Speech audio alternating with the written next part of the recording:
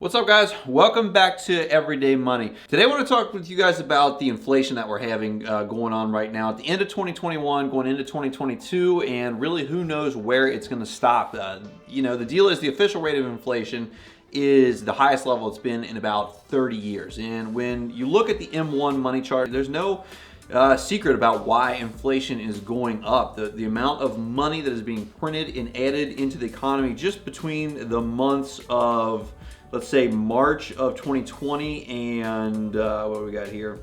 June of 2020, May and June of 2020, the official circulating money supply and the M1 money supply went up by 4 times. That is by far the largest jump on this chart. It's almost like a comically large jump. But the thing that's not funny about that is that with all this money that was printed with COVID and with stimulus and enhanced tax credits and all this jazz that the government punched out there to try to help folks, to try to help the poor and the middle class, that is actually going to come back to bite the same people that it ended up that they wanted to try to help in the first place. So if you guys are filling up your cars at the gas station, if you're buying groceries, if you're buying, heating a home or anything like that, there is no doubt that you all have felt the effects of inflation. When they have inflated the money supply by this much and they've devalued the dollar, because if you guys are into stocks, you know that if they add a bunch of shares and dilute the shares, that it's going to reduce the amount that each share is worth. If they add a bunch of tokens or coins into any cryptocurrency project,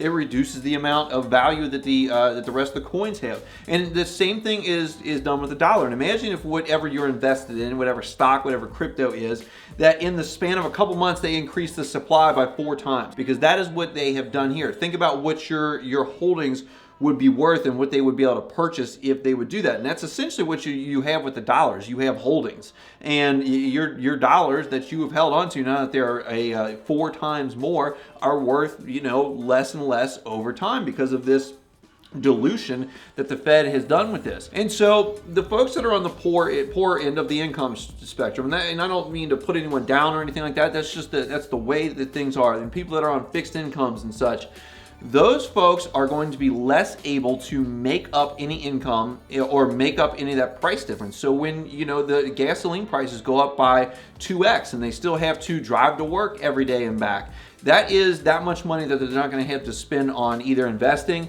or just simply buying food, heating their home.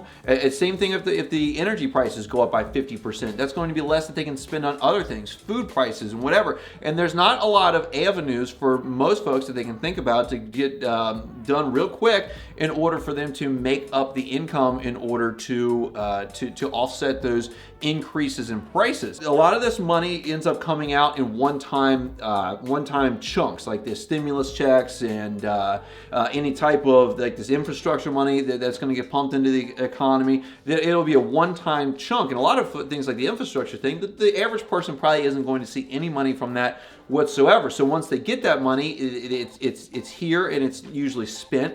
But the inflationary impact of that is going to be ongoing for years and years to come. Now, on the flip side of things, the rich have assets, and assets are going to go up and inflate at about the same rate as the rest of the market does. So if you own real estate, if you own valuable assets of any kind, these can be like abnormal assets like classic cars or like rare weapons or art or something like that, those things are going to go up in value. If you own stocks, those are going to go up in value as it inflates, because a lot of people think that stocks are negatively affected by inflation.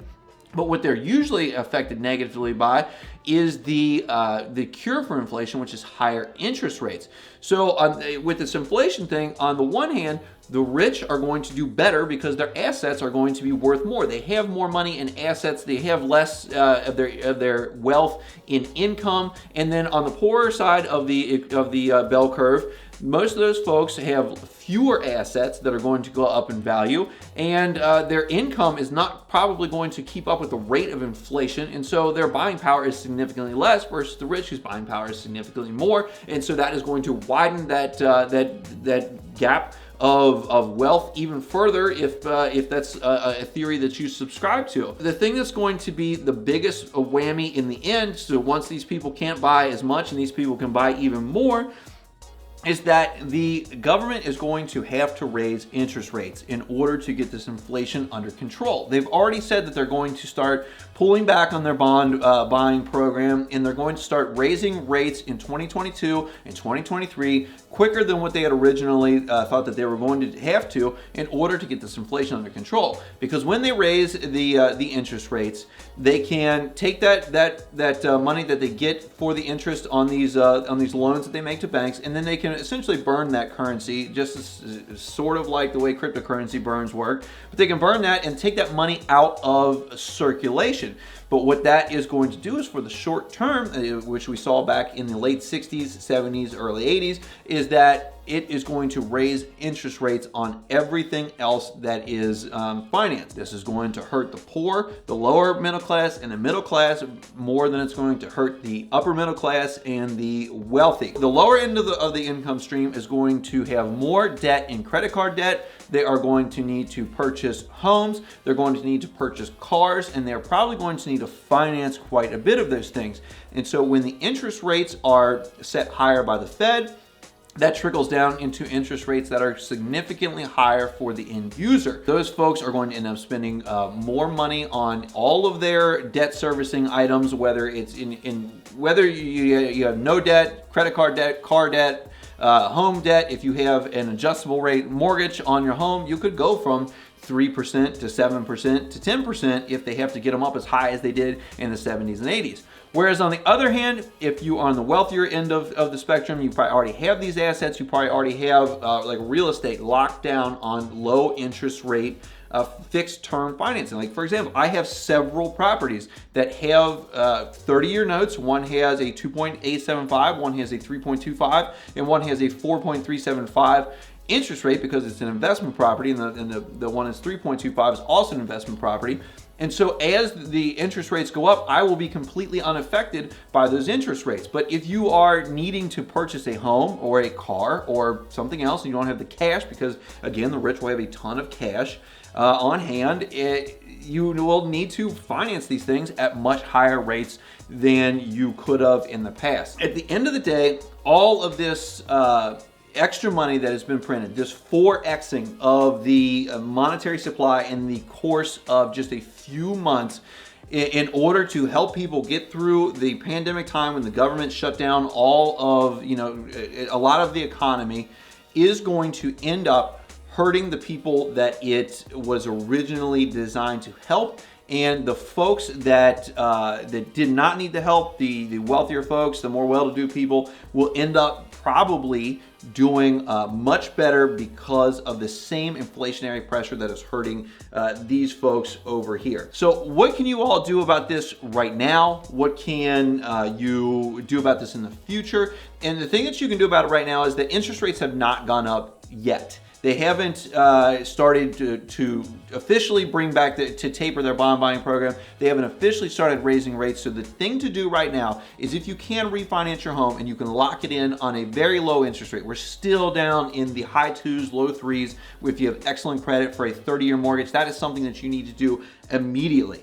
Right this second is to lock in that low interest rate for a long period of time, because your dollars are going to be worth less and less as time goes by, and that's going to eat away at that loan just by inflationary pressure. Get any investment properties that you want. If you've been looking at an investment property and you're like, the rates are high right now, or the prices are high right now, but the rates are low, I would lock in that low interest rate. Same thing with home ownership. If you're looking to purchase a home in the near future, now would probably be the time to do it. If you put it in your calculator, your mortgage calculator, what your interest rate would be on a $300,000 home at like 2.875 or 3% versus a $240,000 home at 5 or 6%, I bet you that the payments are almost exactly the same, and you would be able to lock in that low interest rate now and let inflation eat away at the value of that debt. That is the thing that people, when they say they're waiting for the crash is likely going to, if there is one coming, would likely be caused by interest rates going up in a big way. But the thing is that your purchasing power won't get any higher, because your loan payment amount will probably go up as the interest rates go up and the note amount comes down. If you guys can get anything right now locked in on a low interest rate, that is what I would recommend. Guys, if you like this video, if you got some value out of it, hit that thumbs up button for me. It really helps me out in the YouTube algorithm. If you haven't subscribed yet, subscribe down below, hit the notification bell so you don't miss any personal finance topic that I put out. I appreciate you guys watching today, and I'll see you in the next one.